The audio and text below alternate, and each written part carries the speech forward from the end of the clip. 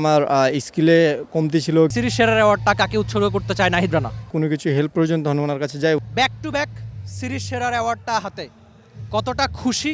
আর এই সিরিজ সেরার অ্যাওয়ার্ডটা কাকে উৎসর্গ করতে চায় রানা? ফার্স্ট অফ অল আলহামদুলিল্লাহ, আল্লাহ শুক্রিয়া আদায় করতে চাই। আর অবশ্যই ধরেন প্রত্যেকটা প্লেয়ারই ভালো কাজ করে যখন নিজের দেশের হয়ে খেলে এবং দেশের হয়ে কিছু পারফর্ম নিজের ব্যক্তিগত এবং যখন নিজের ব্যক্তিগত পারফর্ম সেটা ধরেন দেশের হয়ে হয়। তো আমি যখনই মাঠে ক্রিকেট খেলতে নামি তখন আমি চেষ্টা করি কেমনে আমার টিমকে একটা উইনিং পারফর্ম বোনাস দেওয়া যায়, ওই জিনিসটাই করার চেষ্টা করছি। আজকে হয়েছে আলহামদুলিল্লাহ। আর এই সিরিজ সেরার অ্যাওয়ার্ডটা কাকে উৎসর্গ করতে চায় নাহিদ রানা? অবশ্যই আমার টিমকে, আমার বাংলাদেশ টিমকে এই সিরিজের উৎসর্গ করতে চাই। আমি যদি বলি যে আপনি লাস্ট দুটো সিরিজ যেভাবে নিজেকে চেঞ্জ করেছেন, এই চেঞ্জটা কিভাবে? আপনি সবসময় গতি নিয়ে কথা বলেন, দেখছিলাম যে এই সিরিজে দারুণ গতিময় ছিলেন। কোনো কি চেঞ্জ এনেছেন নাকি যে রানা ছিল সেই রানা আছে?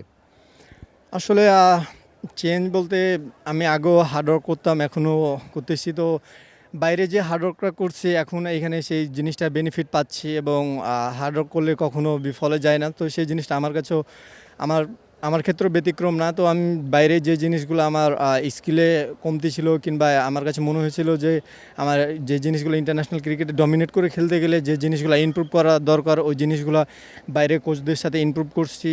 তো ওই যে জিনিসটা হার্ডওয়ার্ক করছি বাইরে সেটা এখানে এক্সিকিউট করার চেষ্টা করতেছি, আলহামদুলিল্লাহ ভালো হয়েছে। মুস্তাফিজের সঙ্গে বোলিং করাটা কতটা ইজি হয়ে যায়? প্রেস বক্স থেকে দেখছিলাম আপনাকে বারবার আপনারা দুজনের সঙ্গে কথা হচ্ছিল। কি নিয়ে কথা হয় যখন মাঠে বোলিং করার ঠিক আগে আগে?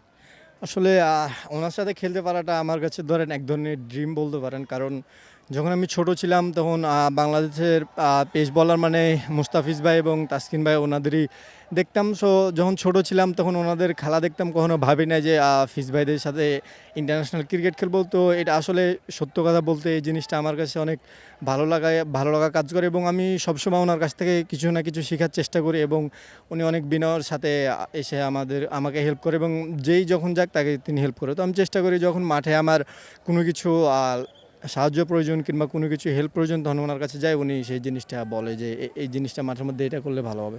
শন টেটের সঙ্গে কি নিয়ে কথা হয়? আগের দিন প্রেস কনফারেন্সে শন টেট বলেছিল আপনি বেশ বুদ্ধিমান ছেলে।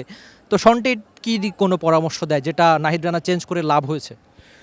ও জাস্ট ও আমার মানে আমি যেরকম চিন্তাধারা করি ওর চিন্তাধারা সেম, মানে ও আমার মতো আমারে চিন্তা করতে দেয় এবং আমি যেভাবে সাকসেস হওয়ার চেষ্টা করি ওই জিনিসটাকে আরও গ্রো আপ করার চেষ্টা করি। তো এই জিনিসটা আমার কাছে ভালো লাগছে এবং আমার মেন্টালিটির সাথে ওর অনেক কিছু মিলে। সেই জিনিসটা ও আর কি বাইরেও ওর সাথে যখন কাজ করি ধরেন প্র্যাকটিসে, সেই জিনিসটাতে যখন দুজনের একসাথে মেন্টালি জিনিসটা মিলে তখন অনেক কিছু সহজ হয়ে যায়। তো ওই জিনিসটাই কথা বলে যে তুমি তোমার স্ট্যান্ডার্ডে থাকো কিংবা কোনো কিছু এক্সট্রা করার হলে সেই জিনিসটা সে বলে, তখন আমি ওই জিনিসটা এক্সিকিউট করার চেষ্টা করি মাঠে। নাহিদ রানা টানা 2 সিরিজে সিরিজ সেরা, দারুণ ক্রিকেটটাই তিনি খেলছেন। সাম্প্রতিক সময়ে গতির রেকর্ড গড়ছেন প্রায় প্রত্যেক ম্যাচেই।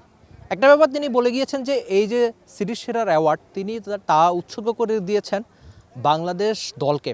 বাংলাদেশ যে একটা দল হয়ে খেলছে সেটা আগে পরে আমরা দেখেছি, কিংবা আপনি হয়তো সিরিজের রেকর্ডগুলো দেখলেই তা জানতে পারবেন। কেননা প্রথম ম্যাচ হেরেই যেভাবে বাংলাদেশ দল কামব্যাক করে শেষে, এই ব্যাপারটা অবশ্যই বাংলাদেশ দলের জন্য প্রাপ্তির, নাহিদ রানাদের জন্য প্রাপ্তির।